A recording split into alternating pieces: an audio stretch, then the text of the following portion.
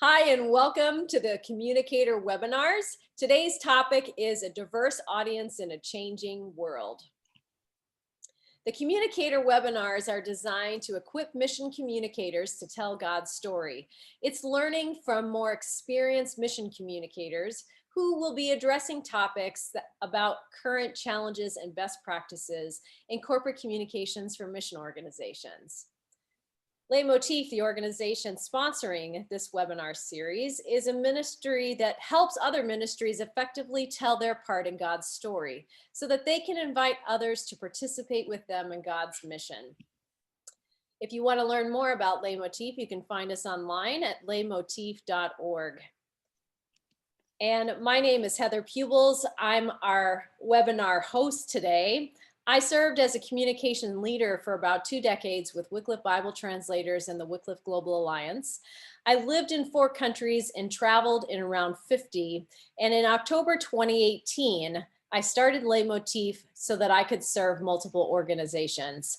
I'm married to Jeff, and we live in the northeastern part of the US in the state of Massachusetts. Our web presenter today is Florence Wamae. She served as a communications leader nearly 20 years with Bible Translation and Literacy Kenya and the Wycliffe Global Alliance. We actually worked together for a while.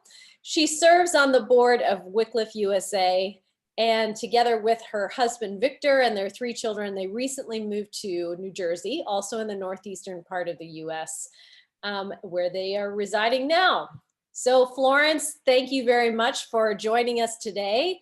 And you are free to get started. Looking forward to hearing more about this topic. Thank you very much, Heather. It is quite an honor to be with us today and to be here to share from my own experience on a very, very important topic, and also a topic that is very close to my heart. Over the 16 years that I served in communications, especially in the Ministry of Bible Translation, there were many lessons to learn as I went along the way. And it's so interesting that in the last 20 years, the amount of change that has happened in the world is really mind-boggling. When I remember my years in college, there were certain things that we were taught that now in the last 20 years in practice of communication, I really cannot apply anymore. Case in point, a good example would be for the gatekeepers, the place of the gatekeeper. When we were back in college, Heather, you remember we were taught about how important the gatekeeper was in ensuring that, what kind of news got to the audience. But now with the information age and with social media, everybody now has a voice. Everybody is a journalist.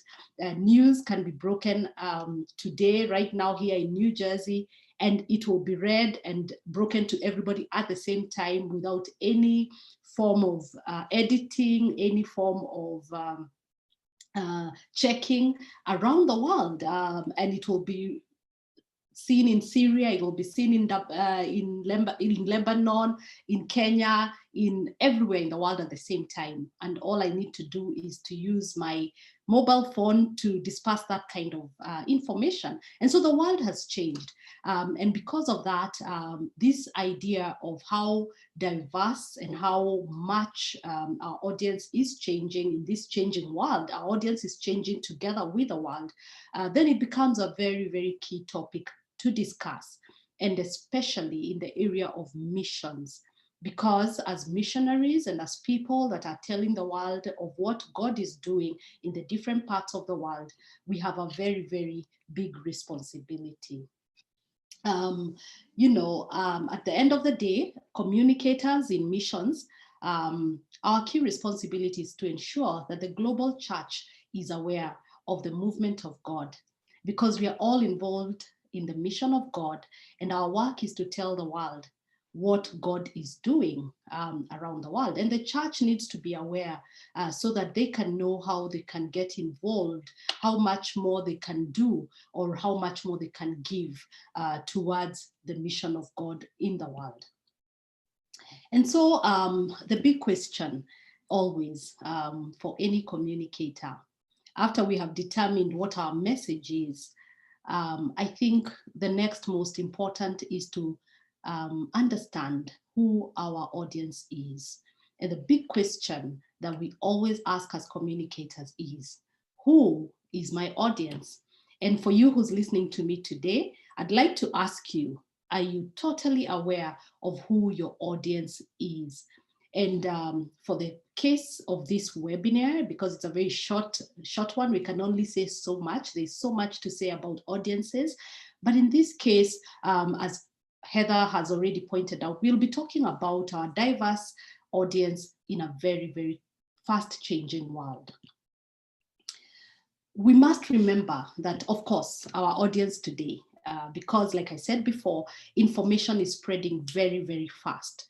And so our audience, generally speaking, are of course people from diverse nationalities found in every little nook and cranny of the world. Every part of the world is your audience today, because what you put out on social media, what you put out anywhere now can be broadcast so quickly into a very, very, very broad audience around the world. So we must always remember about the diversity, especially of the nationalities who might receive our message at any given time, as we think about how to effectively communicate our message to these audiences. Another thing that again, our audience is not static. They are all over the world. When I think about what has been happening, especially, let's even give an example of 2011, 2010, 2011 and 2012, after the Arab Spring and the effects of that in the world right now. I look at, for example, a lot of Middle Eastern people who for all their life were born and lived in the Middle East. With the effects of the Arab Spring, they have been spread around the world, and many of them today, something they would never have imagined. They are living in Europe, they're living here in the US, they're living in other parts of the world that they would never have imagined that they would find themselves. And that is just one part of the world. Other parts also, things are happening and people are moving and movement is happening. And so it's very hard for us to nowadays just define people based on a particular geographical location.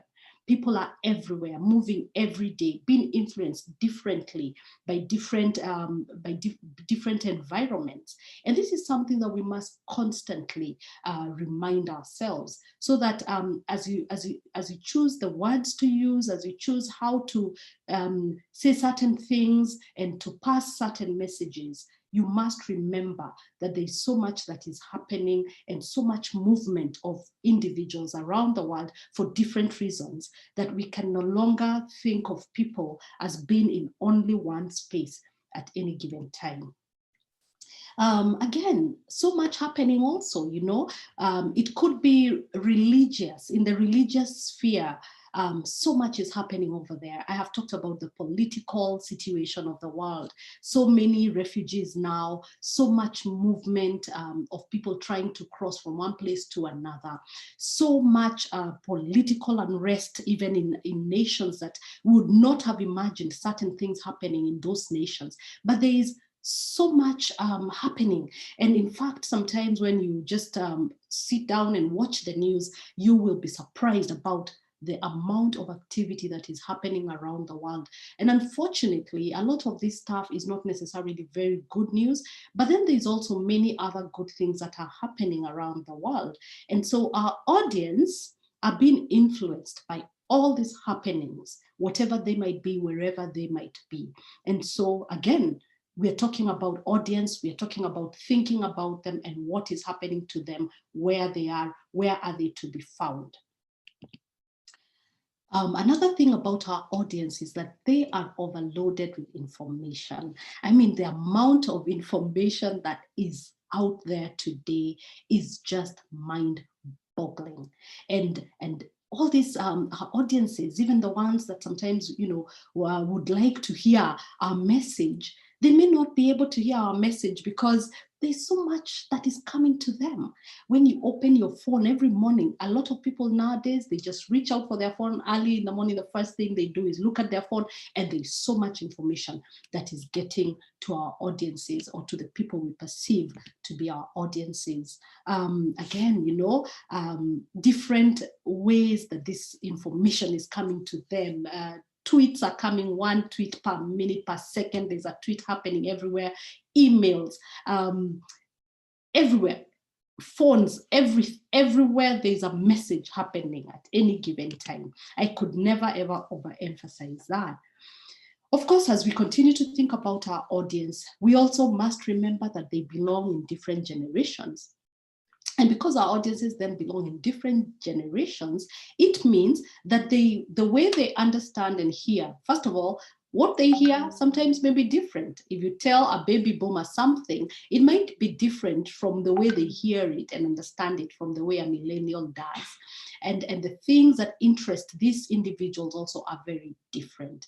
And so as we think about our audience, this then helps us to understand, how do we shape our message? And not only how do we shape our message about our ministry, but even what media are we going to use so that we're able to reach the various generations that we might want to target with our message. We made many jokes about when Heather and I worked together at Wycliffe Global Alliance, would have our global communicators meetings, and would talk about how less is more now, sometimes, especially, for example, for the millennials and perhaps the Generation Z, we have to say whatever we have to say in more than a sentence. If we put it in 2 paragraphs, that's too much. They might not have the time to be able to read and interact with that kind of information. That is too much text, perhaps. And again, not to say that all people are the same, but I'm talking in a very general sense that our audiences will come from are drawn from different generations. Each of these generation matters, and each of them process information, receive information, and hear and understand information differently. So we have to think about that even as we shape our messages, as we think about how to tell them about what God is doing. And I also think, and I believe, that for each of these generations, what we want for them to do sometimes will be different. For example, if I'm talking about a baby boomer who's 65, maybe they're looking into retirement. And so for example, their physical movement may not be as much as perhaps a Generation X or a millennial or a Generation Z. And so perhaps how we ask them to react to our message will differ, and what we want for them to do with our message will differ based on the various generations. And so let us remember that our audiences are of different generations, even as we think about our message and even how we are going to reach them, the media through which we intend and hope to reach them. Another one, and this one is very big. I have found over time that every time I, for example, would go to places and talk about the ministry that I was involved in, which is the ministry of Bible translation specifically for the minority people groups of the world, I came to encounter one question where every time everybody just asked me, why should I care for what you're telling me? Because there are very many people who are telling me other things that I should be involved in. And the truth is that our audience, number one, are hearing many other things that people would want to interest them in, but they themselves do have their own interests. Some people are interested perhaps in changing the world. Some are interested in climate, others are saving the whales, others are saving the giraffes, or whatever it might be. But even with all these interests, I want to go back and re-emphasize that the responsibility to talk about the mission of God remains. And we cannot be distracted or discouraged. And when we continue to shape our messages, all we have to do is to keep up, to be aware, and then to constantly change as our audience is changing, as our world is changing, and we will be able to communicate well about what God is doing. And so after, thinking about that, and again, as I say, this list is inexhaustive. There are so many things we can say about the audiences that we are thinking about and the audience that we would like to communicate with about our ministries and about our missions and the mission of God around the world. But this is just to give us an idea. And so the question then is, then how are we to ensure that we are sensitive to our audiences in a way that we communicate well with them? And for me, I think this is where the issue of targeting comes in. Yes, the world is broad. Yes, all these people will be hearing our stories and they will react. But at the end of the day, as a communicator, it is very important for you to target your audience so that then in targeting, we are able to reach the specific people that we want. It is true the world is diverse. It is true all these people will hear our message and they need to hear it, but we must work on targeting our audience so that we shape the message and we are able to make the work a bit more simpler as we target our audiences. In targeting our audience, what we must ask ourselves is, who needs to hear our message? Who specifically do we want our message to be for? Specifically, generally, we want our message to reach the whole world, but who needs to hear our message? Why do they need to hear about our ministry and what we are doing? Like I said, these people have many other things that they must be interested in. But the Church of Jesus Christ needs to hear about what God is doing around the world. And so let us always have the posture of asking ourselves and rethinking our motivations. Why do people need to hear about our ministry and what we are doing? And then we must also go down to what exactly do they need to know? What exactly do they need to know? Because there is so many things that they can know about our ministry. But what exactly? Again, because we are involved in the mission of God, let us remember to always keep that in mind. I can never overemphasize this. And this is after many years of service where I realized that even me as an individual, as Florence, sometimes I would get caught up in perhaps, for example, the individuals that were involved in ministry and talked more about perhaps those individuals in a way that it did not point people to the activity of God. It gave more glory to the individual. It became more like a story of heroism as opposed to being about what God was doing through an individual, for example. And these are some of the pitfalls sometimes that we might fall into. And then finally, and most important, we need to ask this question: what do we need them to do after hearing our message? Every communicator knows that feedback is one of the most important elements of communications. If we communicate and we do not hear anything from our audience, or they do not react in any way, then we ask ourselves, did they really understand? And so we must create a way that our audience is able to talk back to us. And sometimes it is by prompting them on what we need them to do so that after hearing our message, and if that is done, then we can evaluate later. We can evaluate, measure, and determine that our message was successful because people did what it is that we were hoping that they would do after hearing our message. Another very important thing I learned during my many years of doing communication is the issue of how we are to represent the communities that we serve. In missions, as we all know, in most cases, we find ourselves in cultures that are not our own. And so many times, as we tell the story, as we tell any story, we will be communicating a story about people that in most cases may not be like ourselves, or people who we are representing to the rest of the world. So we find ourselves as a middle person, connecting this people group with the rest of the world through our stories, through our photographs, through our videos, through the newsletters, through our posts on Twitter, on social media. So what must we do so that we are able to communicate well?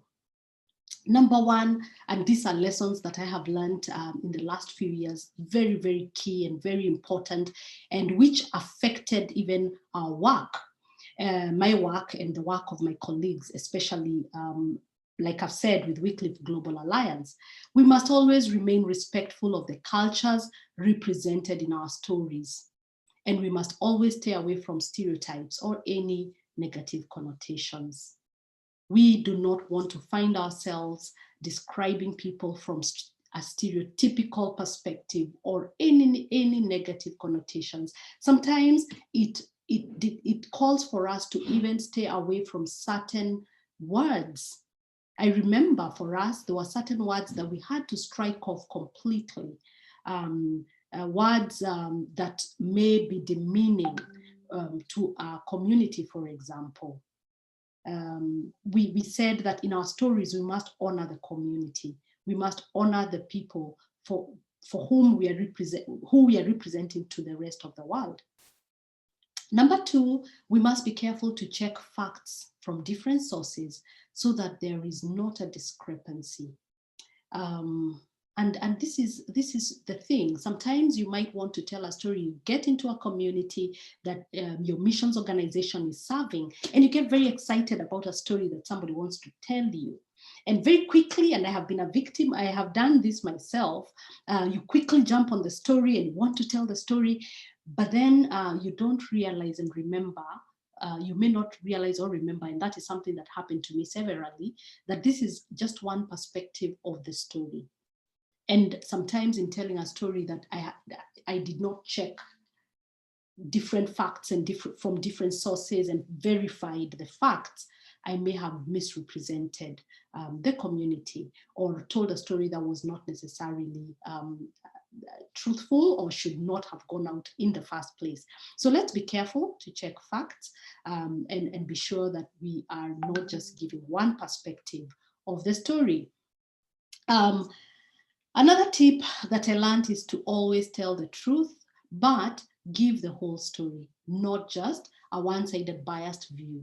All of us are likely to be biased, and that's natural. All of us have certain biases in life and with issues, but it is very important that when we are telling a story, we must ensure that we get the whole story, not just one story. And again, I think this is very much tied to the first point about stereotypes and things like that. Let us not just give one side, let's give the full story. I like to give the example of, for example, if you're talking about a community that could be disadvantaged in a certain way.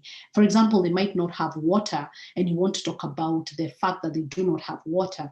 It is true they don't have water, but and that has its own effects. But then there's many things that they do well, other than just having the trouble of going to look for water in far distances. We still can show their story as family people, even as we represent what their need is on the ground. So that in showing the story, we don't just say that these are really impoverished, they don't have water, and it just looks like that's all their life is made of. Let's show other sides of the whole story of a people.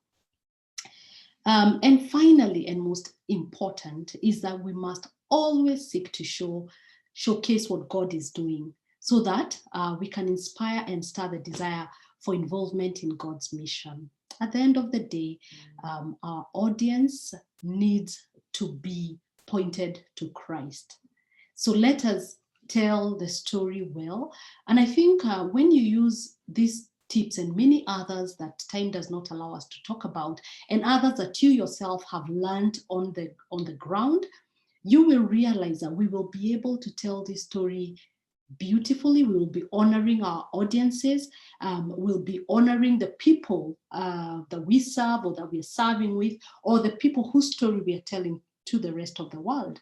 We'll be able to live as a community of believers I've been thinking along all these years of my ministry that the most important thing as I traveled to many parts of the world, many parts of Africa, many parts of other parts of the world, I realized how beautiful God's kingdom really is.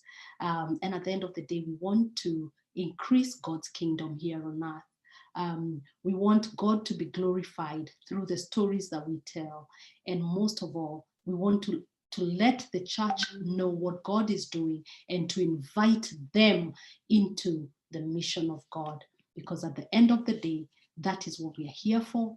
That is why we exist, to bring God glory and to make his kingdom come on earth as it is in heaven. So thank you very much for listening, and I hope that my session has been useful. I look forward to yet another session when I get the opportunity. Thank you very much. Heather, back to you. Thank you, Florence. Just one question that we had come in. Can you give us an example of a way you have helped an organization address some of the issues that you've talked about in your presentation? Oh my goodness, yes, there are so many things that I can talk about, but I think one that I would like to really zero in has been the issue of being local, but at the same time being global. Okay, so what I realized from my own experience, my own life, and perhaps my bosses had to call that out on me, and then I learned along the way and I experienced different things. But one of the things that we talked about with the organizations, especially in Africa, was to remember that even though you are, for example, I'll give an example of Togo. If you're a Togolese and you live in Lome, that is your local station and that's who you are. That is true.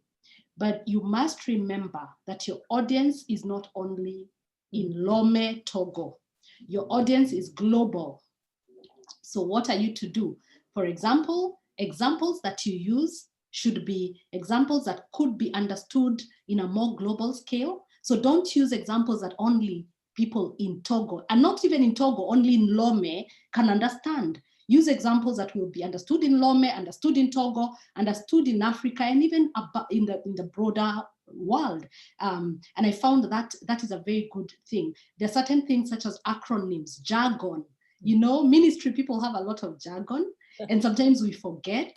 Again, like I talked about, how do you represent a people? When you're describing people, when you're describing situations and things, remember that you're describing them for a very global audience. So use descriptions that can be understood in a more global way. I think what I'm trying to say, Heather, here is let us be local individuals, local communicators, but with a very broad and global perspective.